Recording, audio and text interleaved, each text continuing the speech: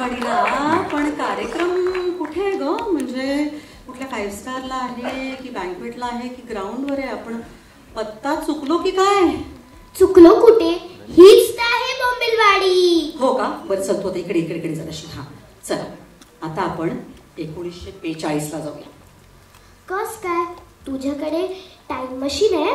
Time machine कशाला हवंय? तो दाखवते, सोपी आयडिया आहे. हा, असं जरा काळोख बिळोख करायचं, एकदम काळोख काळोख. मग थोडस लाइटिंग करायचं आणि ढांटणान आलो बोंबिलवाडी 1942. हा, दोन्ही कोऑर्डिनेट जुळले. तर आता अरे हे सगळे गावकरी आहेत तिकडे. या या या बोंबिलवाडीचे गावकरी, या या वरती या, स्टेजवर या.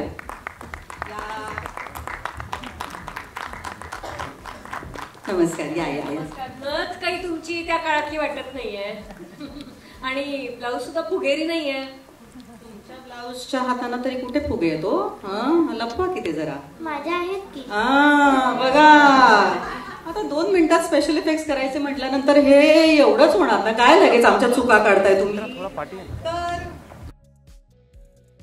आणि वरवंटे काकू, त्यानंतर भास्कर, बबन, तू पण आहेस, थांब, कुंडलिनी, कुक. तर बोंबिलवाडीतले सगळे गावकरी आलेत. सगळे आलेत ना? एक मिनिट, पण अजून एक गावकरी बाकी आहेत. अजून कोण? हे काय, म्हणूनच त्यांना समोर बसवलंय. अगं पण ते गावकरी कुठे आहेत? ते फक्त एकच दिवसासाठी. पण ते एका दिवसासाठी आले होते ना. ती गोष्ट अजून सगळ्या जगाला माहित नाहीये ना, नाही का? अरे राजेश मापूसकर ते डिरेक्टर आहेत ना, त्यामुळे ऍक्टर म्हणून त्यांना बोलवायचं राहूनच जाते. या या या वरती या. ते कोणत्या रोल करतायत? जर्मनीचे हुकुमशाह गोबेल्स. गोबेल्स राव ते पण आलेत. आणि आता सगळ्यात महत्वाचे कोण? जर्मनीचे हुकुमशाह एडॉल्फ हिटलर उर्फ क्यूट हिटलर, प्रशांत दामले काका.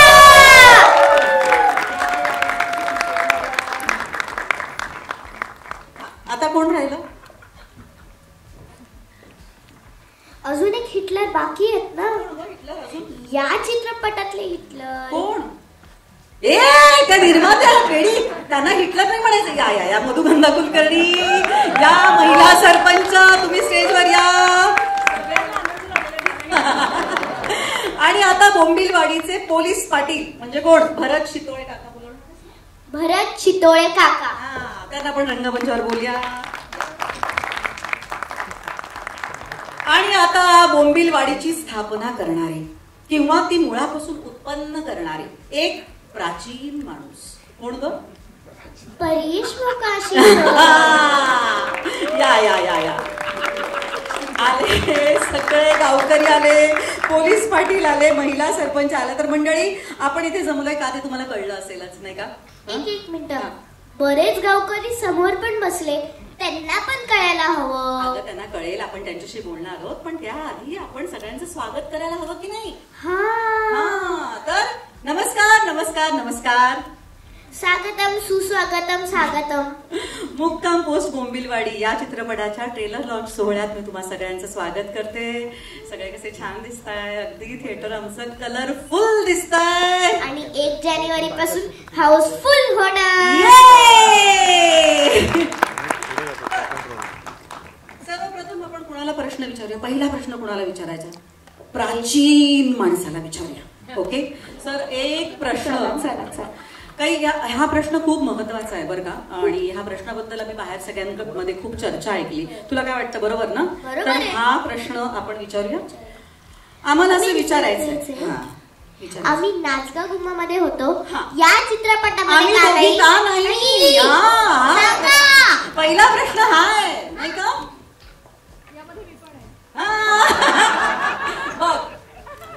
मग 2 वेळा झालं, मग आमचं 2 वेळा का नाही? आता ते या प्रश्नाचं उत्तर. याचं उत्तर असं आहे की कविता, तुझा विचार आम्ही हिटलर म्हणूनच केला होता, पण हिटलरचे कान आणि तुझे कान जुळले नाही, त्यामुळे फक्त तो प्रशांत मी एवढ्या फरकामुळे. हो ना. आणि तुझा विचार मी 60 वर्षांच्या वरवंटे काकूंसाठी केला. पण तू जरा मोठी वाटली असतीस म्हणून तुला घेतली. मी ऑलरेडी छोटीच आहे, मी मोठी नाही झाली. तर यावेळेस परेश तुम्हीच लेखक आणि तुम्हीच दिग्दर्शक होतात, त्यामुळे सहलेखिका नव्हती, त्यामुळे लिखाण कसं शांततेत पार पडलं असेल नाही का? एकदम नेहमीसारखं. हो का? अच्छा, म्हणजे सहलेखिका असली तरी तसं काही फरक पडत नाही, काही फरक पडत नाही. भांडणं वगैरे सगळ्या दंतकथा आहेत, असं काहीच नसतं. किती चांगला अभिनेता आहे बघा. पण म्हणजे ते सहलेखक म्हणून भांडणं वगैरे काहीच होत नाही का? दिग्दर्शक निर्माती म्हणून होतात का? नवरा बायको म्हणून होतात? एक मिनिट, तुम्ही सगळं on record once and for all असं जे म्हणतात इंग्लिशमध्ये, तसं बोलून टाकतो की भांडणं अजिबात होत नाही. भांड्याला भांड लागलं तर भांडण होणार ना. इथे मी फक्त एकटाच भांड आहे, ती कापूस आहे ग.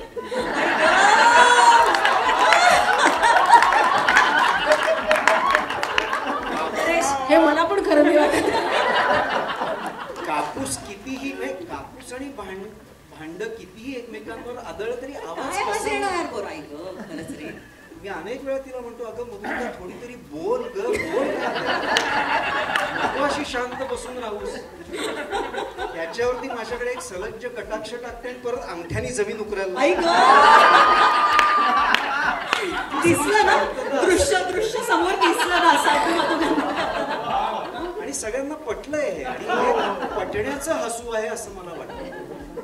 मला नाही मनापासून विचार असं वाटत की परेशचा काही त्रास होता, मागण्या होत्या. आज काय प्रशांत? हॅलो, त्याची एक मागणी नेहमी असते जी आजपर्यंत मी पुरवलेली नाहीये. त्याचीच नाही तर त्याच्या सगळ्या टीमची एक मागणी असते की आम्हाला थोडे अजून जास्त दिवस दे ग शूट करायला. जे ह्या चित्रपटात पण त्यांनी मागितले होते. हो का? पण मी त्याचा राईट हँड जो आहे त्याला हाताशी धरलेला आहे. अक्षय खाडीलकर आमचा आलेला आहे आणि त्याचा आणि माझा साटलोट असल्यामुळे ते नेहमीच कमी होतं, त्यामुळे त्याची मागणी ह्यावेळी पूर्ण नाही झालेली.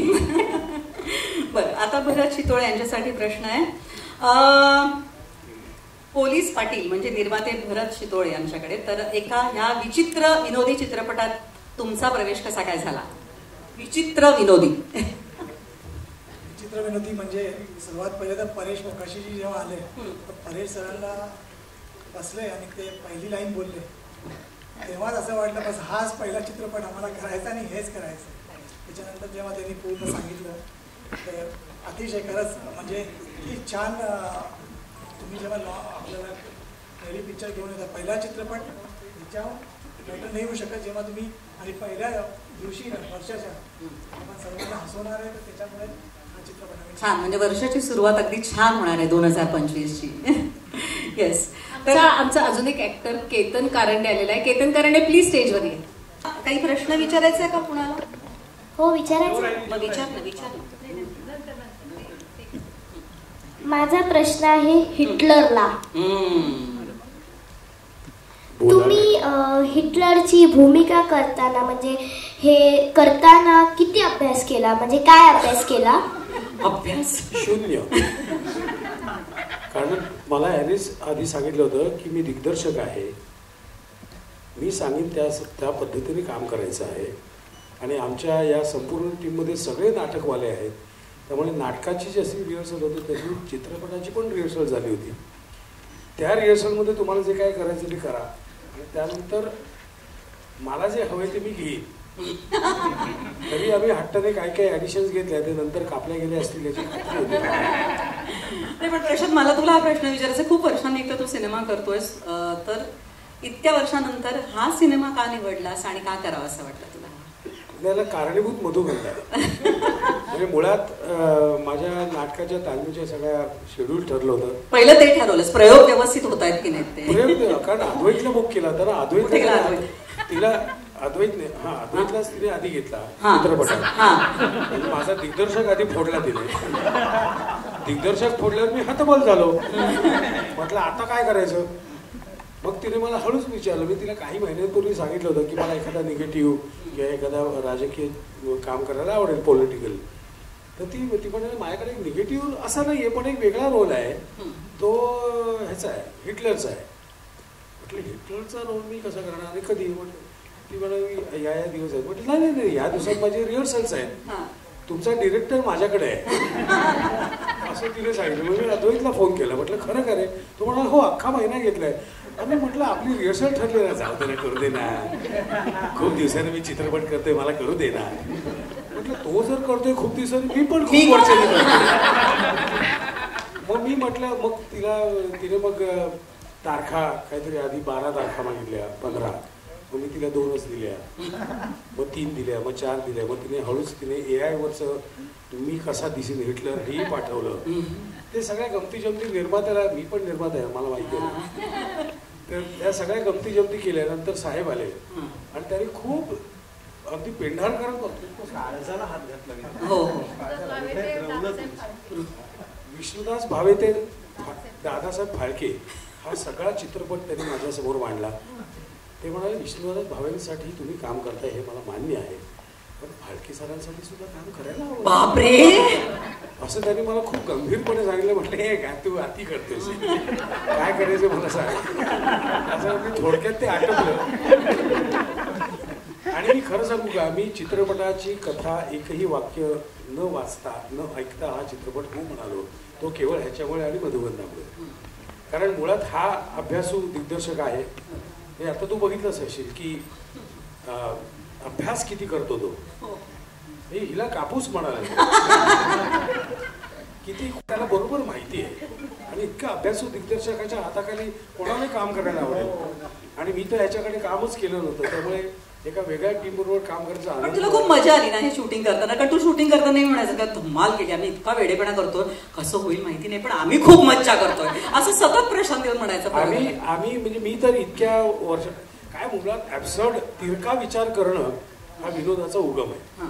तो तिरका विचार करणे, आम्ही सगळे तिरका विचार करणारेच आहोत. आता एवढे तिरका विचार करणारे लोक एका माणसाने, हा पण तिरकाच आहे की, त्यामुळे एका माणसाने तिरका विचार करणं, इतक्या लोकांनी तिरका विचार करणं आणि तो बरोबर लाईनमध्ये बसवणं, हेच कसं होतं. आणि मला असं वाटतं या चित्रपटाची ना हीच मला काय म्हणतो आपण त्याला, महत्त्वाचा मुद्दा आहे या चित्रपटाचा, की इतका ॲब्सर्ड चित्रपट मला तरी वाटत नाही आजपर्यंत झाला असेल.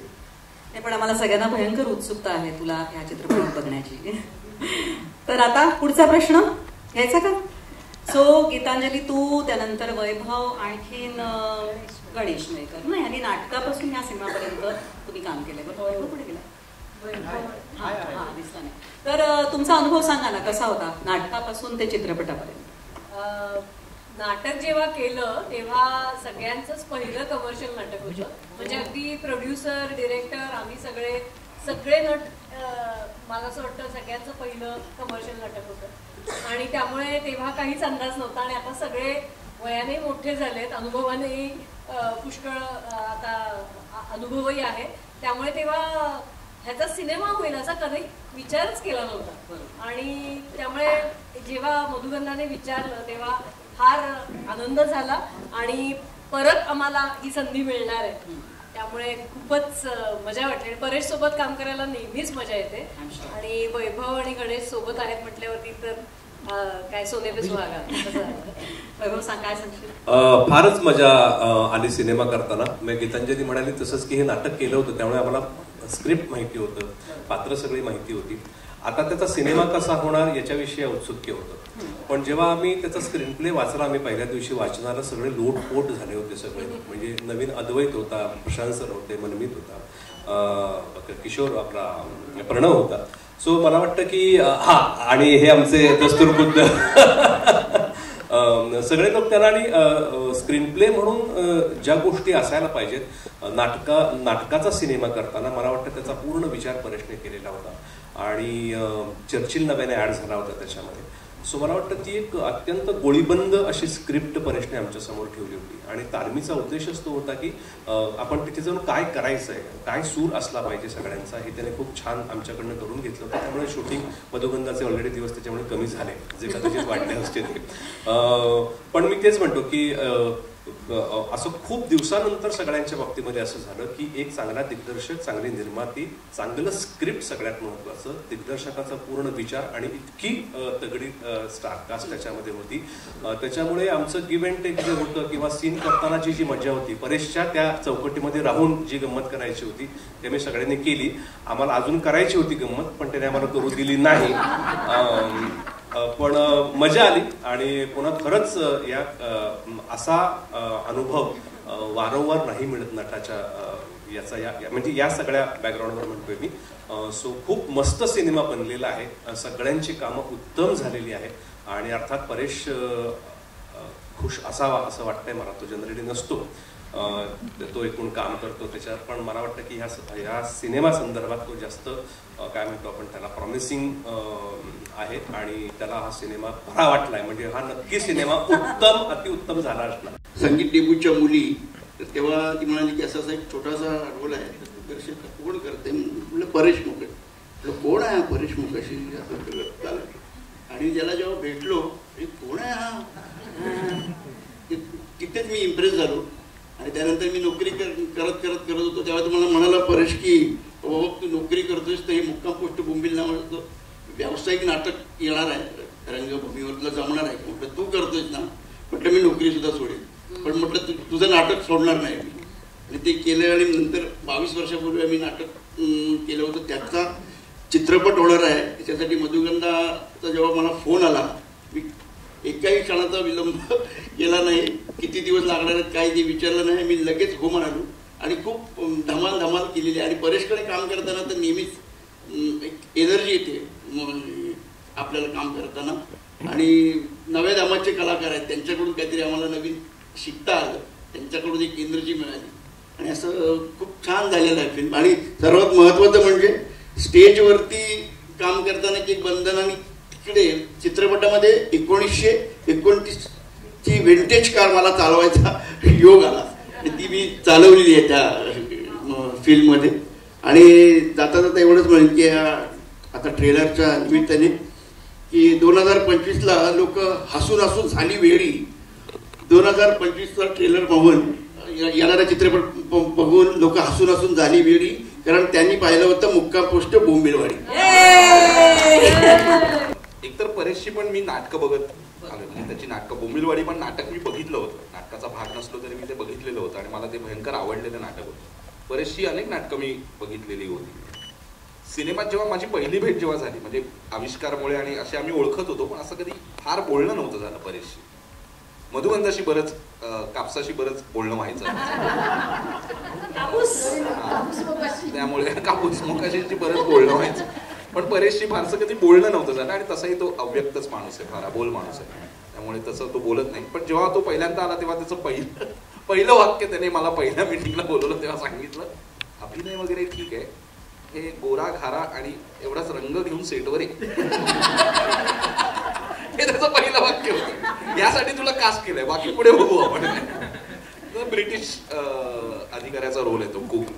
आणि जसं वैभवने सांगितलं तसं तालमीत त्याने जो सूर सेट केला ना आमचा, खरंच नाटकासारखी 14 ते 15 दिवस आमची प्रॉपर तालीम झाली, ब्लॉकिंग झालं नाटकासारखं यशवंतला. त्याने साधारण आम्हाला लोकेशन्स कशी असतील, काय असतील, साधारण जॉग्राफी काय असेल, हे सगळं सेट केलं होतं. थोडेफार बदल सेटवर गेल्यावर जे होतात तेवढेच, पण आम्हाला ना खूप क्लॅरिटी होती की परेशची जी भाषा आहे ती कशा पद्धतीने बोललं गेलं तरच तो ह्युमर तयार होईल. तो टोन, तो सगळा सेट झालेला होता, त्याची शैली सेट झालेली होती. आम्हाला ऍक्शन रिएक्शन आम्ही ब्लॉकिंग केल्यामुळे आम्हाला माहिती होतं. सो ही सगळी जी पद्धती, ही सिनेमा असला तरी अशा पद्धतीची प्रोसेस मी कधी बघितली नव्हती. सो ही प्रोसेसच इतकी मस्त होती. आणि अर्थात तिथे आम्हाला त्याने तालमीत खूप हे घ्या ना, अरे हे खूपच सुंदर आहे, खूपच छान एडिशन आहे वगैरे सगळं केलं. तिकडे अर्थात तिथे गेल्यावर नको, या प्रवेशाची रचना जी आहे त्यात हे जात नाही वगैरे असं अत्यंत शांतपणे सांगून त्याला पाहिजे तसंच त्याने ते ठेवलं. आणि अर्थात आणि ते कळू शकतं. आणि कारण आमची पण सगळ्यांची काम करण्याची पद्धत पण अशी होती की मी 10 गोष्टी करतो ना, तू 10च्या 10 काम, पण त्यालाही ते आवडत होतं की तुम्ही करूच नका असं तो कधीच म्हणाला. तू सांग, तू दाखव ना 10, पण मी काय ठेवीन ते मी सांगतो. सो ते आम्ही फॉलो केलं की आणि त्याने केलं. म्हणजे 1-2 ॲडिशन्स अशा होत्या सगळेजण म्हणतील परेशने दिलं नाही. मला अनुभव वेगळा आहे. माझ्या एका ॲडिशनसाठी सत्य इथे असेल आपला DOP आमचा, एक ॲडिशन होती पण त्याने ती मला शॉर्टमध्ये सुचली नाही, नंतर सुचली. तर त्याने आता मधुगंधा चिडेल पण तरी सुद्धा त्याने परत एकदा लाइटिंग चेंज करून त्या एका शॉटसाठी परत एकदा तो सगळा शॉट लावला सत्याने आणि त्याने हे पण त्याने केलेलं आहे. सो ही प्रोसेस. आणि मला नेहमी असं वाटतं की दिग्दर्शकाबरोबर नटांनी कम्फर्टेबल असलं पाहिजे, नाहीतर नट कधीच चांगलं काम नाही करू शकणार. म्हणजे दिग्दर्शकाला घाबरायला लागले नट तर नट खुलूच नाही शकणार. मग ते सिरियस सिनेमा असू दे किंवा विनोदी असू दे, विनोदीला तर जास्त. सो ते खुलण्याची मुभा मात्र त्याने प्रत्येक वेळेला दिली. त्याचं कुठलंही प्रेशर आम्हाला नव्हतं, तालमीपासून ते शूटिंगच्या शेवटच्या दिवसापर्यंत. उलट आम्हीच त्याची जास्त खेचायचो. नाही, मला तीच भीती होती. मी म्हटलं सुद्धा होतं हे कास्ट आहे, म्हटलं बापरे परेशनी हा सगळ्यांना घेऊन सिनेमा करणार आहे, कसा करणार आहे सिनेमा. हो, म्हणजे आम्ही तर ठरवलं होतं की आपण शेवटच्या दिवसापर्यंत एकदा मला चिडलेलं बघायचंय. आम्ही बेट वगैरे लावलेली पण नाही चिडला, नाही चिडला, एकदाही नाही चिडला. सो ओव्हरऑल प्रोसेस खूप शिकण्यासारख्या पण खूप गोष्टी आहेत. म्हणजे उलट आमच्या नवीन नाटकात सरांना मी म्हणालो आपण परेशचं कॅरेक्टर पकडूया. इतपत त्याचा इम्पॅक्ट झाला होता की त्याची भाषा तरी पकडूया निदान आपण ती, की त्याचं बोलण्याची पद्धत वगैरे ती जरा मजेशीर आहे. सो त्याचा इम्पॅक्ट माणूस म्हणून होतो, दिग्दर्शक म्हणून होतो. आणि सिनेमा करताना खरंच खूप मजा आली. आणि खरंच भन्नाट विनोद. आणि अशा प्रकारचा विनोद खूप रेअर आहे, तो बघायला मिळत नाही मला वाटतं. आणि तो विनोद या चित्रपटात आहे. निखळ आहे, मॅडनेस आहे. सो ती जी मजा आहे जी माणूस म्हणून परेशमध्ये आहे ती अक्षरशः या कलाकृतीत रिफ्लेक्ट झाली आहे सगळ्यांमार्फत. सो खूप मजा आली, खूपच मजा. नाही, मजा तर खूपच आली. ऍक्च्युली पहिले भीती पण खूप वाटली होती, कारण कास्ट आणि सर ह्यांच्यावर काम करणं म्हणजे पहिल्यांदा जरा थोडंसं मला दडपण आलं होतं. पण जेव्हा त्यांना मी भेटलो तेव्हा ते हळूहळू माझं दडपण त्यांनीच कमी केलं, सगळ्यांनीच. एकंदर फिल्म ऐकल्यानंतर तर मला असं वाटलं होतं की किती वेगळा प्रकारचा ह्युमर आहे. आणि असा ह्युमर म्हणजे मला नेहमी असं वाटतं की बऱ्याच कॉमेडी फिल्ममध्ये असा प्रॉब्लेम होतो की प्रत्येकाची एक वेगळी शैली असते कॉमेडीची, आणि ते त्यांच्या हिशोबाने सॉलिड काम करत असतात. आणि ती फिल्मची शैली नसते, पण तो फिल्मचा ह्युमर नसतो. पण इकडे सरांनी एवढे दिवस आमच्याकडनं तालीम करून घेतली, त्यामुळे आमचा प्रत्येकाचा ह्युमर जरी वेगवेगळा असला तरी तो बरोबर आम्ही तो फिल्मचा ह्युमर समजू शकलो, एकमेकांचा ह्युमर समजू शकलो, टायमिंग समजू शकलो, आणि तो कम्फर्ट आमच्यात निर्माण झाला. ही प्रोसेस फार इंटरेस्टिंग होती माझ्यासाठी. म्हणजे पहिल्यांदाच माझ्यावर असं काहीतरी झालेलं. आणि इतक्या कम्फर्टेबली आम्ही, मला आठवतंय सरांबरोबर मी एक माझा सीन होता ज्याचे आम्ही जवळजवळ 14 रिटेक घेतले होते. आणि 14व्या रिटेकला मला 0 प्रेशर होतं, कारण प्रत्येक टेक नंतर सर माझ्याकडे यायचे, आम्ही त्याच्यावर ते मला कन्स्ट्रक्टिव्ह क्रिटिसिझम करायचे, आम्ही त्याच्यावर चर्चा करायचो, ओके असं वाटतंय, असं होतंय. आणि दर टेक वेगळा करायचा प्रयत्न करत 14व्या टेकला मी एकदम शांत होतो. ह्या प्रकारचं डिरेक्शनच्या खाली मला काम करायला मिळणं ही माझ्यासाठी खूप मोठी गोष्ट आहे. तुझं काय म्हणणं आहे? थोडं ठेवतो तुझ्यासाठी. मला खरं तर सुरुवातीला खूप दडपण आलं होतं, पण जसं अद्वैत दादा म्हणाला की सगळ्यांनी अशा प्रकारच्या फिल्मसाठी खूप कम्फर्टेबल असणं गरजेचं आहे. आणि परेश सरांबरोबर काम करायचं होतं म्हणजे मला सुरुवातीला असं झालं होतं, आता मी ह्यांच्याशी कसं बोलू. त्याच्यामुळे मी आदल्या रात्री असं काही शब्द शोधून गेले होते की हे मराठी शब्द आपण बोलूया, काहीतरी बोलते शब्द नको.